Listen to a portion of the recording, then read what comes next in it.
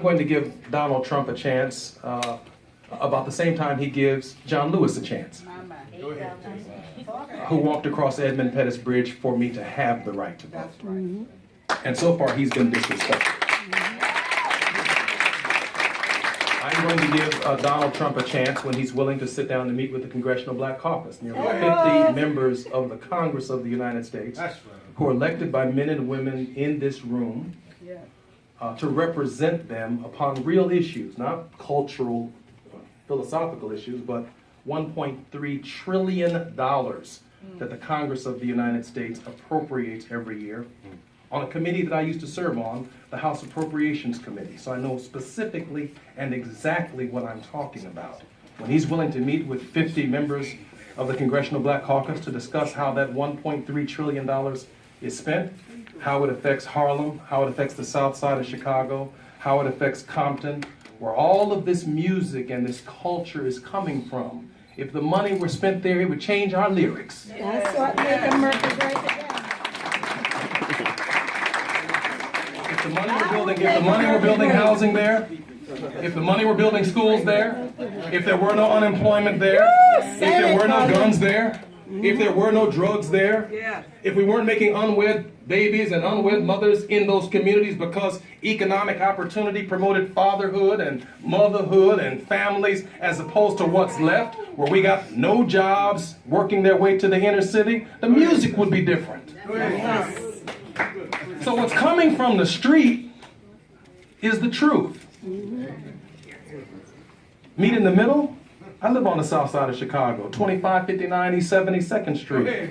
When you gonna meet with Jesse Jackson, Bobby Rush, Danny Davis, Robin Kelly, congressional representation on the south side and southeast side of Chicago and the west side of Chicago? All I hear is that you're sending the National Guard in.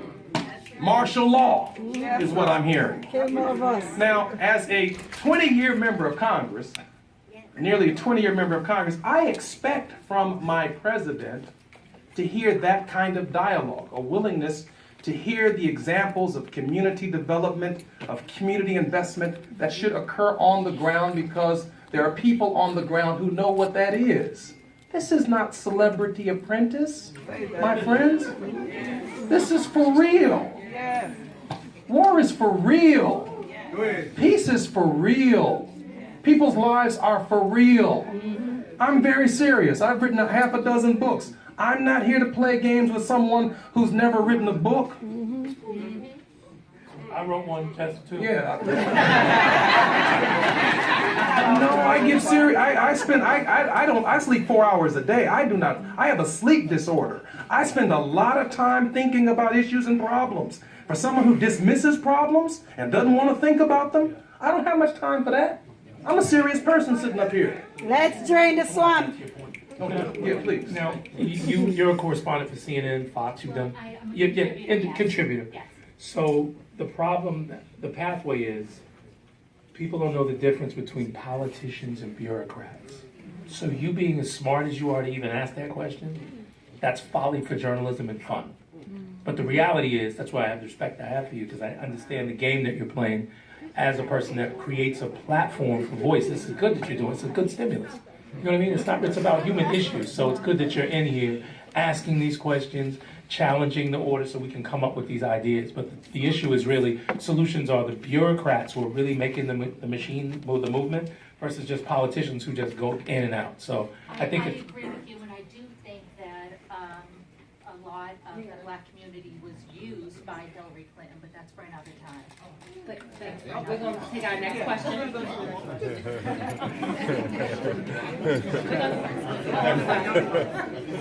Okay, Reverend Jackson, did you want to? Well, Hold on, everybody. first of all, I am so glad you were here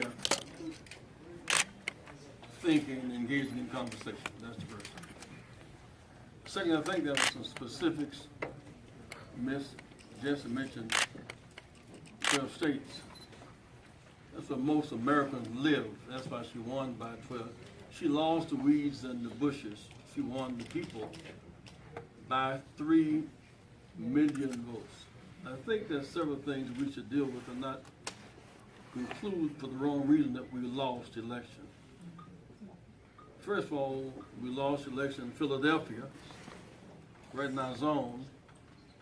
The machine's old and the count was compromised. We lost Milwaukee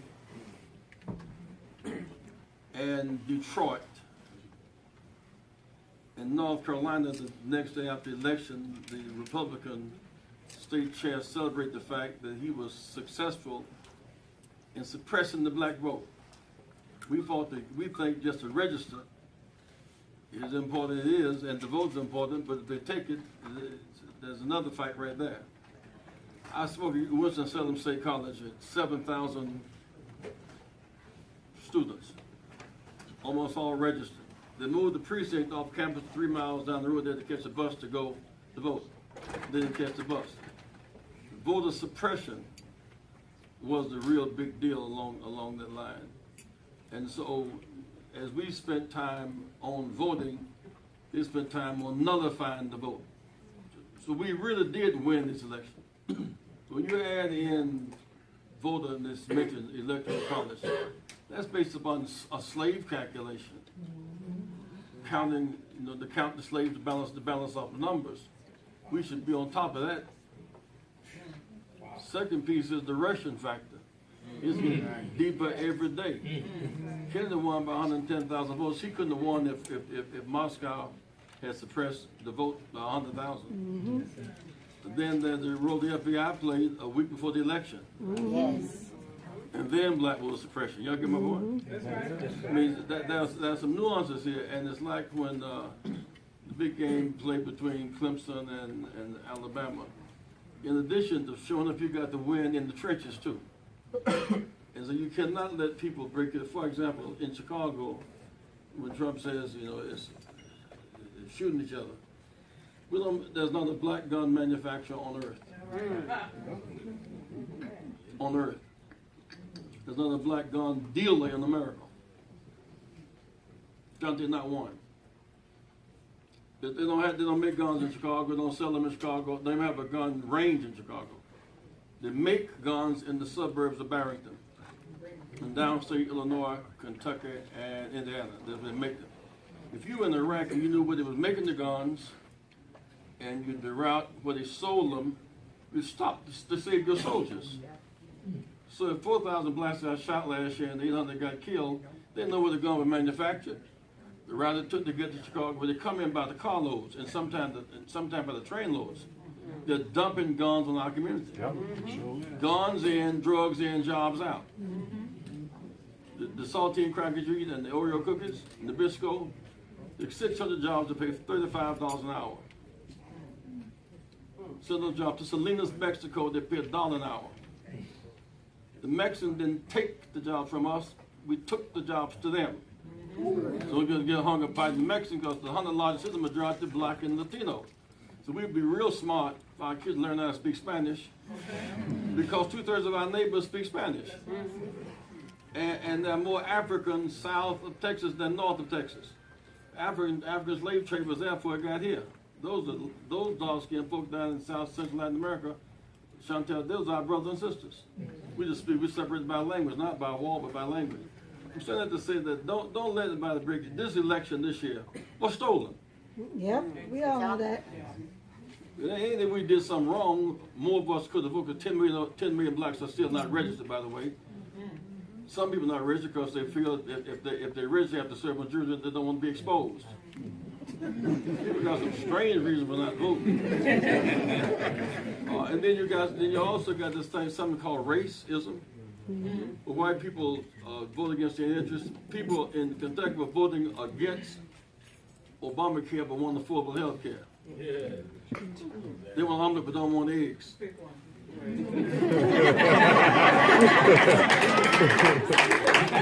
Y'all got that? They want omelet but don't want no eggs. And I quote, the strangest group that was marching in the Women's March January the 21st, women who had supported Trump who realized they had been had but a month later. They were, now the reason why they did not stop the Medicaid bill, because more whites benefit from it than blacks. They were actually fighting, they were stabbing themselves in the chest, voting against. That's why I always thought it was crazy to allow it to be called Obamacare. they put a nasty, quote unquote, a nasty name on the good, a nasty cover on the good book, and they were killing the book and didn't read the book. The book said affordable health care. That makes sense to you guys? Reverend, I just want to make one small point, okay? My dad right there, that man right there is 75 years old. Wow. 75 years old. Sorry, Dad. 4 years from now, that man's going to be 79, God willing. All right. Now, 4 years from now, we still need about 6 more states to change this arrangement, which means we have to find a way to separate this demographic who buys our albums. Really, your point. The point made by the young man running for office, my man in Chicago, Rhyme Best. In about 6 states where only you draw the crowd and no one else can draw the crowd, them kids, them young people, them young adults, those Americans who follow you and follow us, not me, I'm a retired felon, but follow you,